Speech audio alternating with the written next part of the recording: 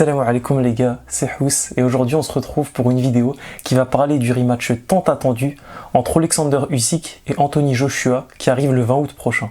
En plus de parler de cette revanche, je vais aussi évoquer tous les tenants et les aboutissants d'un diptyque qui a tout pour être historique. Et j'utilise volontairement le terme historique car pour moi, cet affrontement et cette histoire entre ces deux combattants a tout pour marquer l'histoire de la boxe poids lourd et même de la boxe en général. Autant sur le plan pugilistique que narratif, cette opposition a tout des plus grandes. Et je pense que dans quelques années, qu'on se remémorera de cette histoire, on se rendra compte à quel point elle était exceptionnelle. Mais en ce moment, étant donné qu'on est plongé dedans et que la boxe n'est pas à son point mort, il y a d'autres catégories très actives, il y a d'autres oppositions d'exception, on ne se rend pas vraiment compte. Avant de parler de ce deuxième combat, je vais procéder à une petite recontextualisation chronologique et historique. Cette recontextualisation est importante car nous, les fans de boxe, on a tendance à se laisser porter par la narrative et oublier les faits avec le temps. Mais cette vidéo servira un peu de capsule et sert aussi à rappeler tout ce qui s'est passé avant cette défaite de Joshua. Défaite que peu avaient prédit. Alors, notre histoire commence le 10 novembre 2018 lorsqu'Alexander Usyk, champion unifié de la catégorie des lourds légers, décide de se déplacer en Angleterre pour défendre ses titres face à son challenger numéro 1 en la personne de Tony Bellew. À ce moment-là, Tony Bellew est le boxeur le plus dangereux de sa catégorie, hormis Usyk. Et en plus du danger pugilistique que ce dernier représente, Tony Bellew a l'avantage du terrain, il est chez lui, et on sait que dans une rencontre qui s'annonce serrée, l'avantage d'avoir les juges de son côté est non négligeable. Mais ce qu'il ne faut pas oublier, c'est qu'Usyk est un road warrior. Alors un road warrior, plus communément, c'est un boxeur qui n'hésite pas à aller à l'étranger, chez son adversaire, et qui n'a pas peur de se manger une carotte à la décision car il est tellement confiant en sa boxe, où il a tellement des qualités pugilistiques hors normes, qu'il sait qu'il ne laissera aucune décision au juge ou aucun doute à ces derniers lorsqu'ils rendront leur jugement. Et c'est ce qui s'est passé ce soir de novembre 2018. Durant le 8e round, alors qu'il était mené au point jusqu'à présent, Usyk décoche une droite qui fait tomber Tony Bellew et qui lui permet de s'imposer par KO et de défendre pour la première fois ses titres. Après avoir défait un Bredis au point en Lettonie alors qu'il était malade le matin du combat, après avoir remporté le Ali Trophy et unifié les titres en Russie contre Mourad Gassiev, Usyk nous montre qu'il est encore une fois capable d'exploits hors normes en s'imposant par KO chez Tony Bellew. Et après avoir à la fois défendu ses ceintures et éliminé toute concurrence dans sa catégorie, Alexander Usyk se dit qu'il est temps de monter dans la catégorie supérieure, chez les poids lourds, là où les match-ups les plus intéressants se font et là où il y a le plus d'argent dans la boxe. Notre histoire continue 6 mois plus tard, le 1er juin 2019, cette fois-ci avec notre autre protagoniste. Il est encore histoire d'un boxeur qui se déplace chez l'adversaire, mais les dynamiques sont différentes. En effet, Joshua se déplace au Madison Square Garden, aux États-Unis, afin de conquérir le public américain après avoir déjà conquis le monde européen de la boxe. Et quoi de mieux, comme début aux États-Unis, d'affronter un Américain beaucoup plus faible que lui sur le papier afin de montrer toutes ses qualités pugilistiques. Sauf que si vous êtes sur cette vidéo, c'est que vous le savez autant que moi, Anthony Joshua a subi ce 1er juin 2019 sa première défaite. Malgré le fait que cette défaite ait plus des airs d'accident qu'autre chose et qu'il a eu l'occasion de la venger 6 mois après, on sent qu'il y a quelque chose de brisé chez Joshua. Cette défaite a entamé sa confiance et lui a fait perdre une certaine agressivité et c'est pourquoi il n'a pris aucun risque lors du rematch et il s'est contenté de gagner au point son combat. Et entre les deux combats opposant Ruiz à Joshua, Alexander Usyk a effectué son premier combat chez les lourds, un combat qu'il remportera par KO au 7e round contre un adversaire assez modeste en la personne de Chase Witherspoon. Après la coupure sportive due au Covid-19, nos deux protagonistes feront leur retour à l'automne 2020. De son côté, Alexander Usyk effectuera son deuxième combat chez les lourds en affrontant Derek Chisora.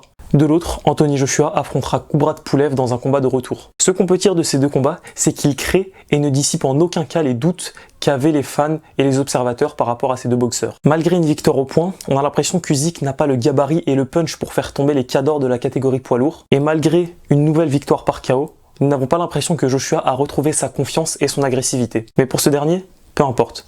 Lors de l'interview d'après-combat, il dit clairement au micro de l'intervieweur que son prochain combat sera contre Tyson Fury. Ce combat contre le Gypsy King est attendu depuis des années par les fans. Il aura enfin lieu le 14 août 2021 en Arabie Saoudite. Le combat s'annonce titanesque. On parle de deux combats, un en Arabie Saoudite et la revanche en Angleterre, où les boxeurs se partageront une bourse de 150 millions de dollars. Tout le monde commence à s'hyper petit à petit. C'est un super fight que les gens attendent depuis des années, mais Peu avant l'échéance, Deontay Wilder, dégoûté d'avoir subi la première défaite de sa carrière, décide de faire valoir sa clause du rematch pour avoir un troisième affrontement contre Tyson Fury. Le juge qui s'occupe de cette affaire donne raison à Deontay Wilder et oblige Tyson Fury à disputer un troisième combat contre le boxeur américain. Malgré le fait que le combat entre Joshua et Fury tombe à l'eau, tout le monde se dit que Fury va battre Wilder et que de son côté, Anthony Joshua va prendre un énième combat qu'il va passer aisément et que dans quelques mois, on aura enfin cette rencontre tant attendue entre les deux Anglais. Et c'est là que l'histoire de nos deux protagonistes se rencontre. En effet, l'adversaire d'Anthony Joshua sera son challenger WPO, Alexander Usyk. Et une fois que le combat est officialisé, on a le droit à un phénomène particulier qui émane de la communauté boxe. D'un côté, on a tous les doutes autour d'Usyk qui sont amplifiés, comme quoi il est trop petit, comme quoi il ne pourra pas déjouer Joshua. Et de l'autre, tous les doutes qu'on avait autour de Joshua et son manque de confiance sont dissipés. On se dit, allez, il va passer Usyk. Comme quoi, nous, fans de boxe, on a tendance à se faire avoir par les narratives et oublier les faits concrets. D'où l'importance de cette vidéo. À ce moment-là, nous avions clairement sous-estimé Alexander Usyk. Comme je l'ai dit, Usyk est un road warrior. C'est un maître pugilistique. C'est un boxeur qui a un background amateur exceptionnel, qui a un mental d'acier. Et nous nous sommes dit que Joshua allait lui passer dessus, malgré tous ses problèmes de confiance. Encore pire, quelques temps avant l'arrivée de ce combat-là, nous étions même pas particulièrement hypés. Nous étions contents d'avoir de la boxe et une grosse opposition poids lourd, mais nous étions quasiment sûrs à 100% que c'était Joshua qui allait sortir vainqueur. D'autant plus que s'il ne le mettait pas KO, nous nous étions dit Joshua est en Angleterre, dans une soirée Eddie Hearn, c'est impossible qu'Usyk remporte la décision. Et pourtant, si nous sommes ici aujourd'hui, s'il y a un rematch, c'est bien que le champion a été déchu. Alexander Usyk, une énième fois, en tant que road warrior, en tant que combattant exceptionnel, a choqué le monde de la boxe et a fait taire beaucoup d'observateurs.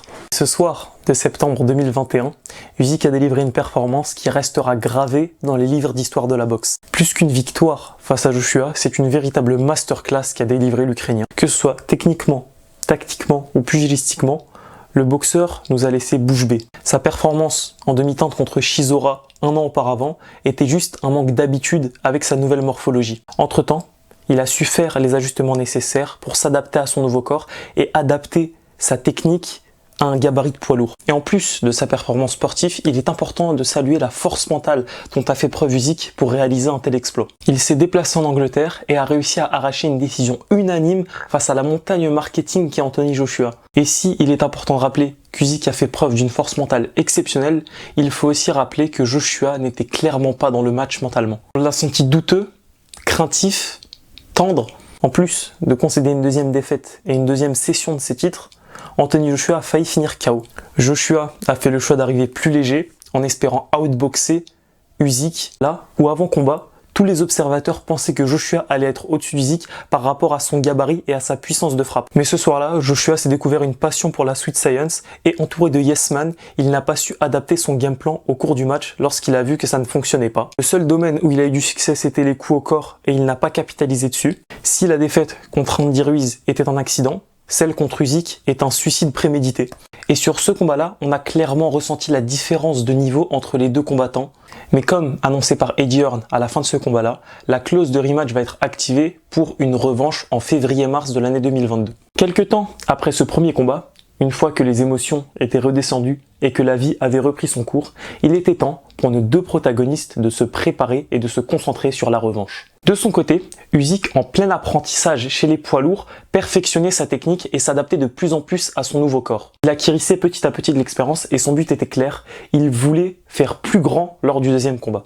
Pour lui, il était hors de question que cet exploit soit comme celui d'Andy Ruiz. Il voulait marquer l'histoire de la catégorie poids lourd pour ensuite aller unifier les ceintures derrière. Et pour Anthony Joshua, c'est le grand ménage. Il se sépare de son entraîneur de toujours, Ronnie McCracken, et est à la recherche de nouveautés afin de retrouver sa confiance mentale qui lui permettra de gagner ce rematch. C'est pourquoi nous l'avons aperçu début décembre en train de faire le tour de plusieurs gyms connus aux États-Unis. Mais malgré tous ces bruits de couloir que l'on entend sur la préparation de nos deux boxeurs, il n'y a aucune annonce d'un rematch à l'approche de l'année 2022. Des rumeurs parlent même du fait qu'Anthony Joshua aurait reçu de la part du clan d'Usyk une proposition de Stapleside pour que l'Ukrainien puisse unifier les titres contre Fury en attendant son rematch contre Joshua. Mais alors que tout se passait bien pour Alexander Usyk, c'est là qu'en février 2022, son pays l'Ukraine rentre en guerre. Et si, contrairement aux athlètes russes, il n'y a aucun boycott pour les athlètes ukrainiens, ces derniers sont rapatriés dans leur pays pour le défendre. Usyk est donc hors du jeu et du boxing business pour une durée indéterminée. On commence à imaginer d'autres affrontements pour Joshua. Certains parlent d'un affrontement contre Joyce, d'autres espèrent un affrontement contre Wilder. Mais, en avril 2022, le ministre des Sports ukrainien annonce clairement que les athlètes, et en particulier les boxeurs, sont autorisés à aller défendre leurs couleurs et à quitter la guerre. C'est donc tout naturellement qu'Alexander Usyk reprend le chemin de l'entraînement et un rematch est annoncé pour août 2022. Bon, à la base, il était officialisé pour le 23 juillet, mais comme il se passe en Arabie Saoudite et qu'ils doivent construire un stade pour cet événement qui servirait qu'une fois, faut pas s'étonner des problèmes techniques. Du coup, à ce moment-là, c'est la préparation pour le deuxième combat qui commence. Et ce que l'on peut dire sur cet avant-combat, c'est qu'il va mettre encore plus en évidence cette opposition mentale entre les deux combattants. D'un côté, Joshua a changé d'entraîneur, il est parti chez Robert Garcia, entraîneur de l'illustre Mikey Garcia et Maïdana par la même occasion.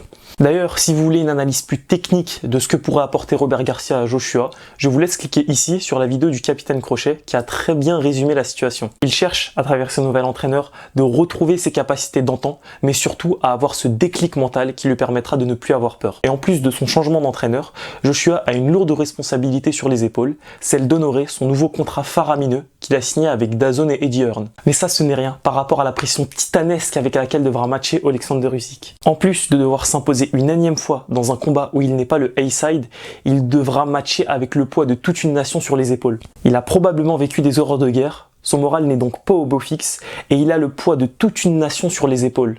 Sa nation, qui est fan de boxe, a vécu des horreurs pendant des mois et en plus, c'est le premier sportif ukrainien d'une telle envergure à compétitionner de nouveau depuis la guerre. Tout son peuple compte sur lui. Il ne doit plus simplement marquer l'histoire de la boxe, il doit donner de l'espoir à son pays, il est en mission pour son peuple. En prenant tout ça en compte et en se rappelant que les performances sportives d'Usyk sont notamment définies par sa force mentale, on peut se demander comment est-ce que la guerre va impacter son combat.